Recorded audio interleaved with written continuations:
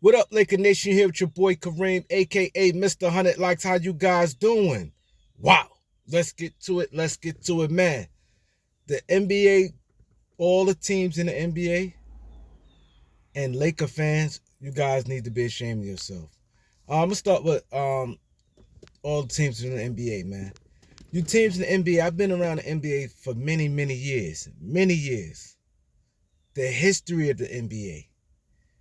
Expiring contract, I don't care how big it is, always has value. Always has value, expiring contracts.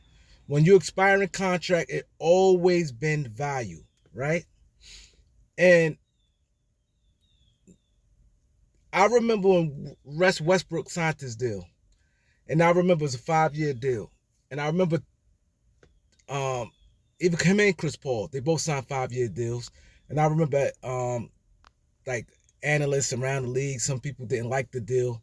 And they were saying that out the 5, hopefully with Chris Paul, you get 3 good years and maybe 1 down year, and then you could the contract not bad on expiring contract. So they's like, yo, if they could get if the team could get 3 good years out of him, and let's say the down year is not that bad. So that's this how people was looking at contracts, because they figured that he was going to decline and wasn't going to be successful in a full 5 years. So they figured he's going to have 3 good years, a 1 down year, and he's going to be expiring. So it's not that bad. The same with Westbrook. But Westbrook, they didn't really say too much about his decline. But expiring contracts always, from the history of the NBA, even to today, always been a plus. Now, I never seen so much with a player of Westbrook caliber, a guy that stays. It's not like he hurt. It's not in great shape, big and strong. He still could do some things. He's still putting up numbers. You know what I mean? It ain't like it used to be. Let's just say October, that contract's supposed to be golden. I remember when the Lakers traded for Westbrook. And a lot of people, some people didn't like the trade. I'm speaking on analysts. I'm not talking about the fans. I'm talking about analysts and NBA people, media. And they was like, oh man, the Lakers, some people felt he didn't fit with LeBron James. They didn't think it's going to work, whatever the case may be. Then people start overvaluing Kuzma and KCP at the people saying they was trash and all this. So now they value stepped up and Westbrook value went down. That always happened when it comes to Lakers. You know what I mean? The players be so good when they leave, but while they're on the team, people say they trash, but that's here and there. Now, Westbrook, when they were saying that, everybody said the good thing about it, he has a 2-year deal. You know what I mean? The Lakers, he could at least, he got 1 year to show them, and then the last year, it'd be easy to get him off their books because he'd be expiring contract. October came, September, October, let's say August. Oh, Lakers got to attach the first round pick with him. Lakers got to attach 2 first round pick with Westbrook. You got to add a first round pick with Westbrook. You don't hear this with no, even to this day. You don't hear you gotta add a pick to get rid of a guy contract. You don't even hear that. You don't hear that with no player. I don't care if a player making $18, $25 million, $30 million. When they on their last year, you don't really hear that you got to add a pick. This is the first time I ever heard this in the history of the NBA. So now, like I said, this in August, September, you hearing this the whole time. So the Lakers hold on to Westbrook. Now, let's say 9 times 10, the teams you hearing is non-playoff teams.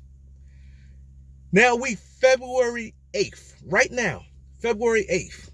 So a non-playoff team will literally, number one, you're not paying, that $47 million is gone. So let's not talk about his contract. You're not having $47 million. And then not only that, you giving players back, so the salaries got to match.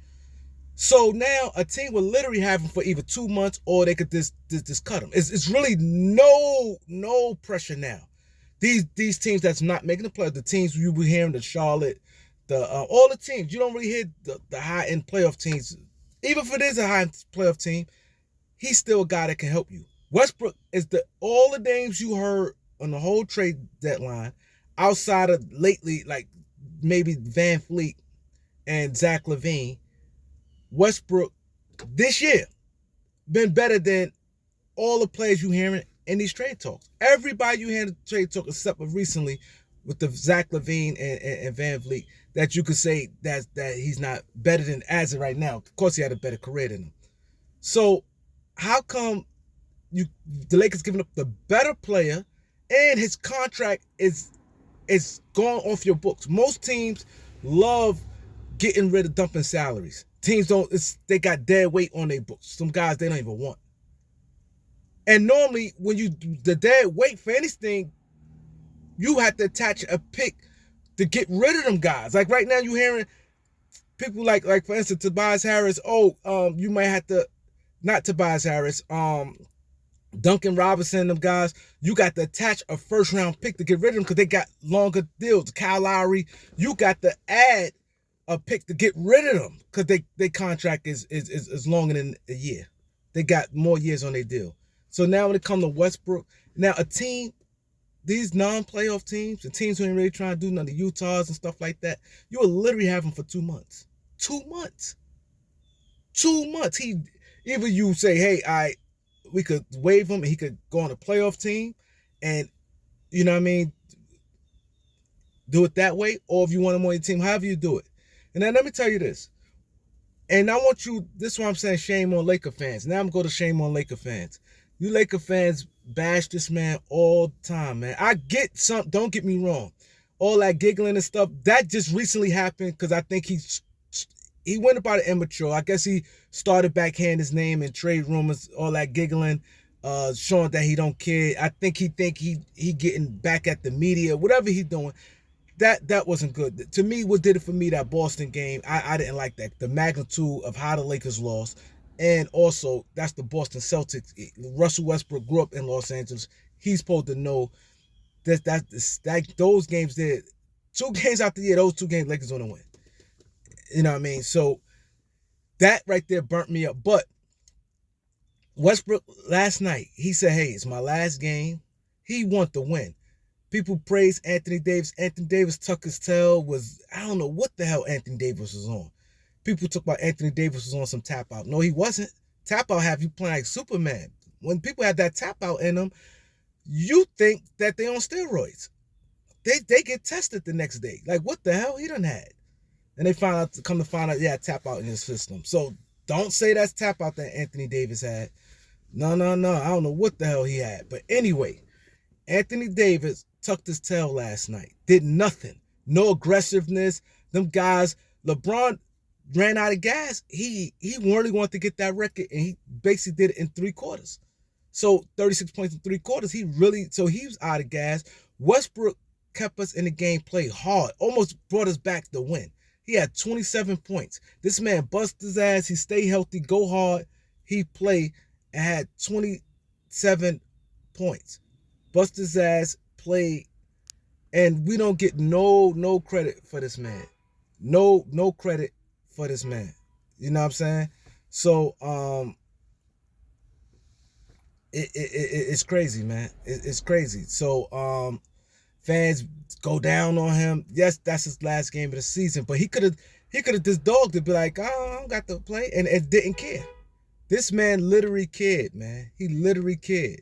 So with that being said, man, Laker fans, you guys got to do better, man. Here it is. He busted his ass, and we shouldn't have to give up a first round pick to get rid of him, because teams getting heavy cap relief and things like that. So teams is benefiting from his contract.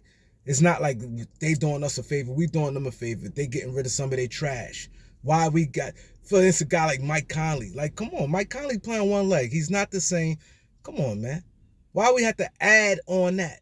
Right now, you hearing that you have to attach some compensation to take on his contract. Even though the only good thing with him is $14 million guaranteed. That's the positive. But come on, man. The NBA, these teams, and we need to stop this bashing on Rob, man. Stop bashing on Rob, because these teams trying to take advantage. Like, comment, share, subscribe.